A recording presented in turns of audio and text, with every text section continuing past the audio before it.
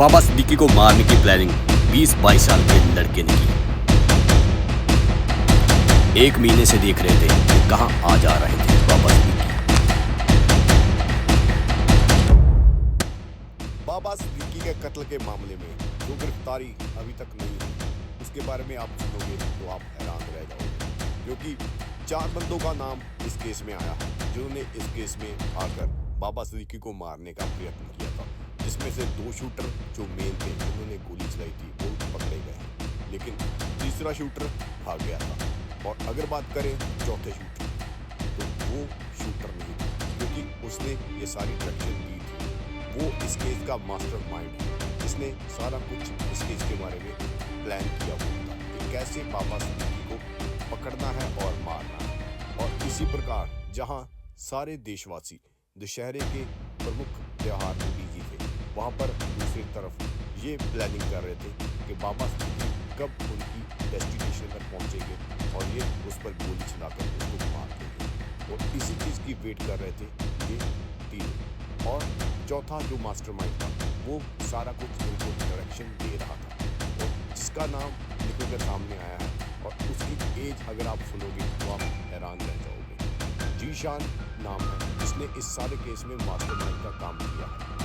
इतनी कम उम्र, अगर उसकी उम्र की बात करें तो 20-21 साल का वो लड़का है, जिसने इस सारे केस को हैंडल किया, मास्टरमाइंड के तौर पर काम किया, जिसने उन शूटर्स को घर बुलाया जहाँ पर वो रह रहे थे और रेकी कर रहे थे, और हथियार भी प्रोवाइड इसी ने करवाए थे। अगर बात करें तो ये दोषी जो है, जे.यू. मास्टरमाइंड है, ये पंजाब का रहने वाला है, और इतनी कम उम्र में इतने बड़े बड़े काम इसने किए हुए हैं। पहले ही इसके ऊपर 302 के मुकदमे चल रहे थे। उसके बाद ये जेल में भी रहकर आया है, और जेल से ही इसके लिंक लॉरेंस बिश्नोई की गैंग के साथ जुड़ जाते हैं। और 4 मंथ पहले ये जेल से बाहर आया था, और जेल से बाहर आने के बाद ये निकल गया मुंबई की तरफ। वहाँ पर पहुँच के इन्होंने प्लानिंग की बाबा सिद्दीकी को मारने की। और जो बात निकल कर सामने आई है, इस केस की जिम्मेवारी जो ली है वो लॉरेंस बिश्नोई ने ली है। उसने बताया है कि ये मर्डर उसने करवाया है, लेकिन इसके पीछे रीज़न क्या है, इसके बारे में अभी इन्वेस्टिगेशन चल रही है। पुलिस इस पर काम कर रही है कि किस वजह से उसको मारा गया है।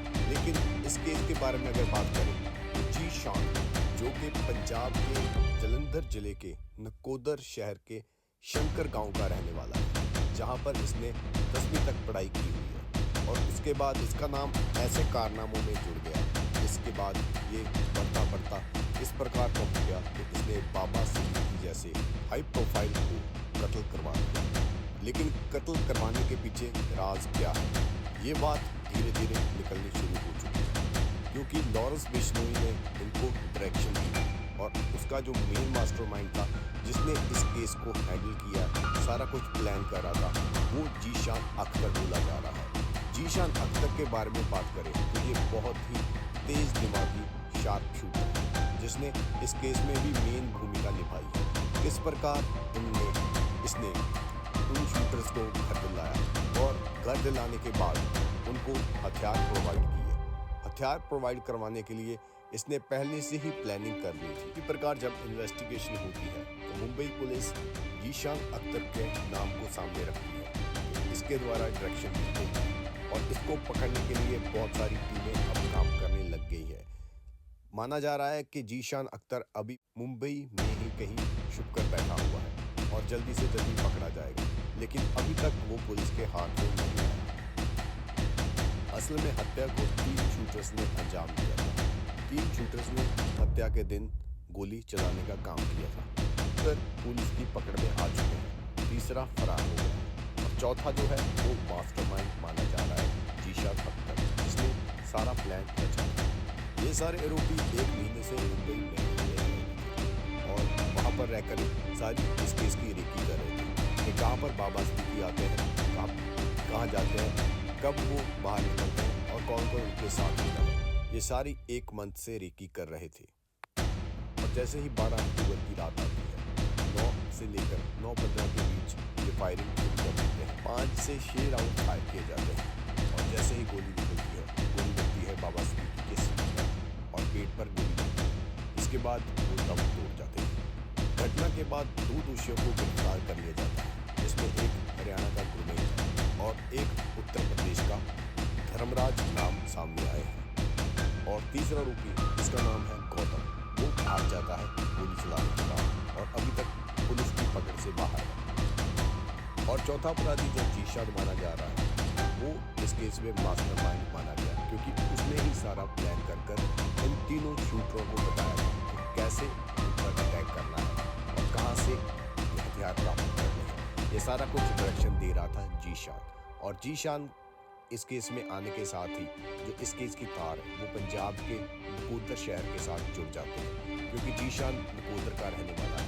नकोदर के पास पड़ता है शंकर पिंड, वहाँ पर ये रहने वाला है। वहाँ से ही इसने ये आपराधिक मामले स्टार्ट किए थे, क्योंकि वहाँ पर इसके ऊपर 307 के मुकदमे चल रहे थे। इसके बाद ये धीरे धीरे इतने बड़े संगीन अपराधों में शामिल हो गया, जो आज इतने बड़े केस का मास्टरमाइंड हो गया। बाबा सिद्दीकी पर अटैक करने से पहले जीशान ने ही बताया था शूटर्स को कि बाबा सिद्दीकी अब कहाँ पर है और क्या करने जा रहा है। इसी प्रकार शूटर्स ने अपनी हथियार लेकर वहाँ पर पहुँचते हैं और वहाँ पर गोली चला देते हैं, जिसमें बाबा सिद्दीकी की मौत हो जाती है। जीशान की बात करें तो इतने संगीन जुर्मों के कारण 21-22 साल की उम्र में उसको पटियाला जेल में बंद किया गया था, जहाँ से वो 4 मंथ पहले ही जेल से बाहर आया था, जिसके बाद उसने इस इतने बड़े हमले को अंजाम दे दिया, जिसमें बाबा सिद्दीकी जैसे हाई प्रोफाइल की मौत हो जाती है।